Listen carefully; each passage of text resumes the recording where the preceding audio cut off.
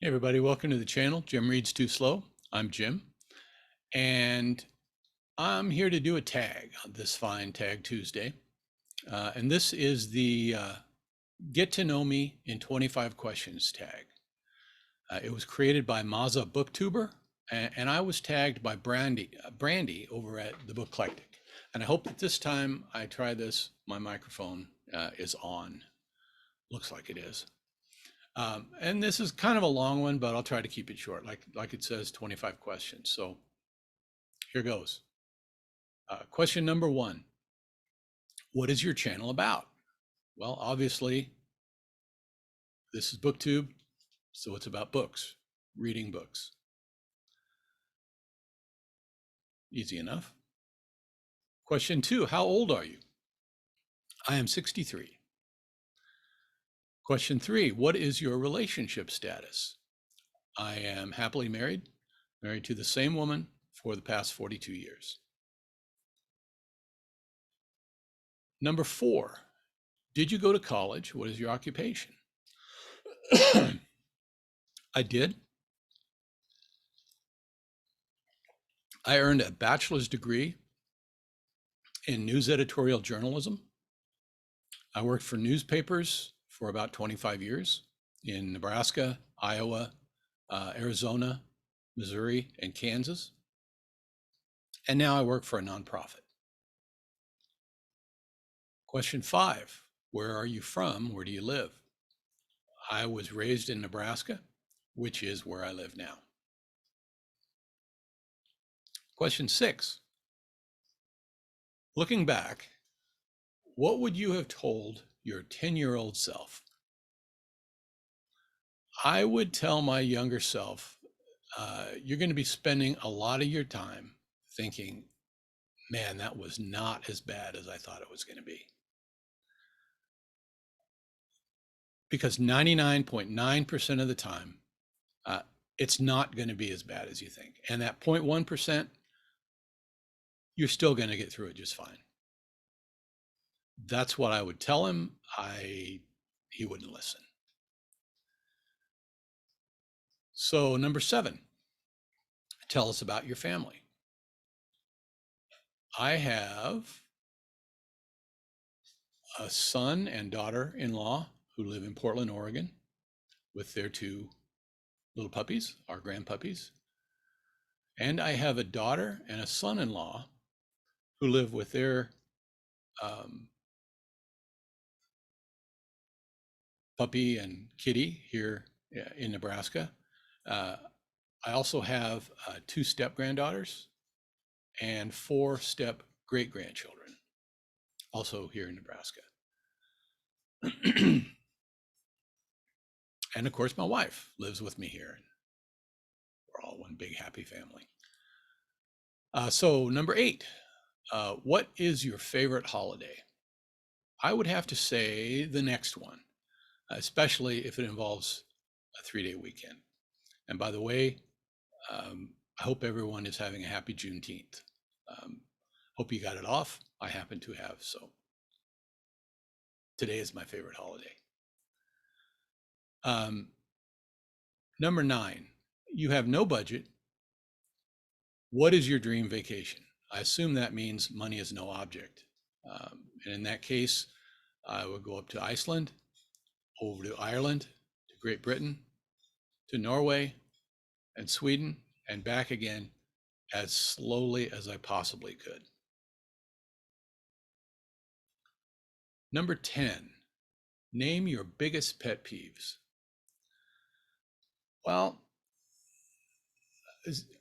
seriously, I have a real problem with people who think that they have it all figured out, whatever the topic, and who are so sure of themselves that not only do they see no need just to question or to continue refining their beliefs, but even to entertain the possibility that someone who thinks differently from them is not some kind of idiot. So that's one. Another is my wife and I just ate. Now she picked up a package of these at our local supermarket. And on the package, they're called chicken enchiladas, but they're clearly burritos smothered in a sauce. Now, maybe the company who manufactures these thinks they can get away with it, something like this, because it's here and, you know, we don't know any better. But words do have meanings. And there are some of us, many of us, who do know the difference between an enchilada and a burrito. And my fear is that this is just going to, this and things like it are just going to continue until the words are just interchangeable. Then they have no meaning. So that is a big pet peeve. And then finally, probably the top three, T-glottalization. That is really starting to bug me. So number 11, what book changed your life? I can't really think of a book that changed my life. Now, changing my reading life, okay, Ulysses by James Joyce, because when I finally finished that one, I was no longer intimidated by big clunky books.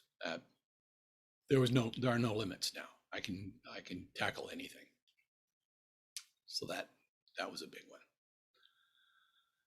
one. Number 12, what simple invention improved the world?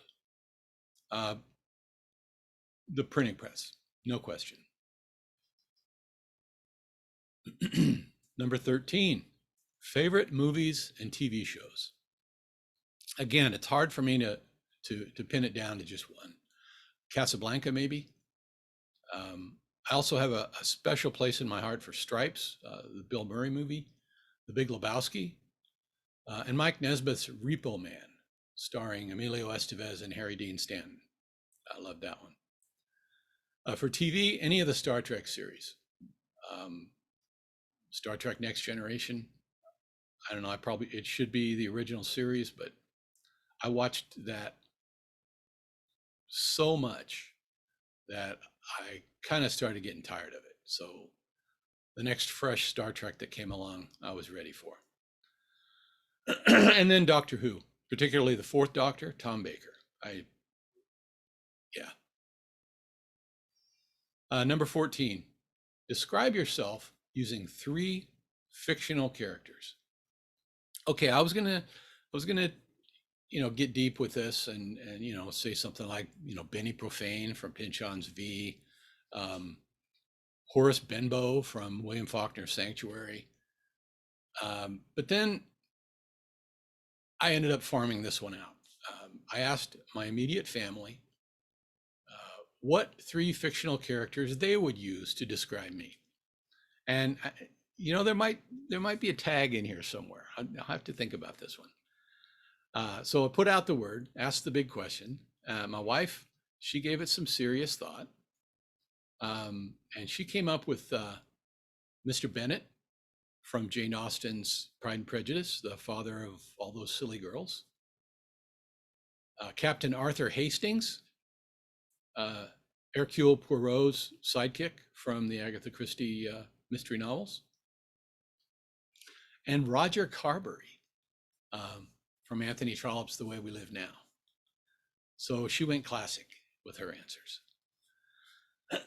Okay, my daughter, I texted her this question and she got back to me almost immediately. And her 3 kind of went movies. So her 3 are the dude from Big Lebowski, Dante from Clerks, the Kevin Smith movie. I'm not even supposed to be here, right? And Bob Wiley from What About Bob? So do with that information what you will. Okay, number 15. What was your dream job? So What was my dream job growing up? Growing up, I wanted to write. And at the newspapers I worked for, I sure got a chance to do that. Maybe not exactly what I had in mind growing up, although I did write columns at several of the papers that I worked for, and it seldom gets much better than that. So yeah, writing. Number 16, if magic was real, what spell would you learn first? Probably invisibility. You can do a lot with being invisible.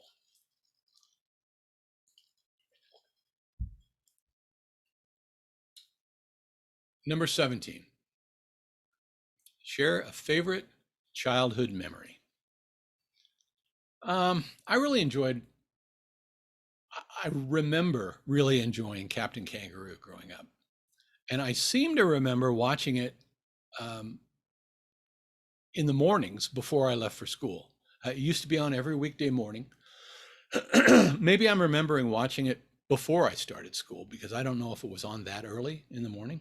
But, you know, the Captain, Mr. Green Jeans, Bunny Rabbit, Moose, the falling ping pong balls, the dancing bear, Tom Terrific, and Mighty Mad Fred, the Wonder Dog, all of that. It's a really good memory for me. Okay, number 18. What is your favorite social media platform and why? I would have to say YouTube. YouTube saved me from my addiction to 24-hour news, which is super toxic. Network TV and frustrating, also toxic Twitter. Now I'm just addicted to YouTube videos now, but I'm a little better prepared to avoid the toxicity on this platform. It doesn't like spring up at you unawares, hit you in the face like some other platforms do. So number 19, if you could pick any book character, who would you spend the day with? Now we'll go with a novelization here. Maybe it's cheating, but I'm going to go back to Doctor Who for this one.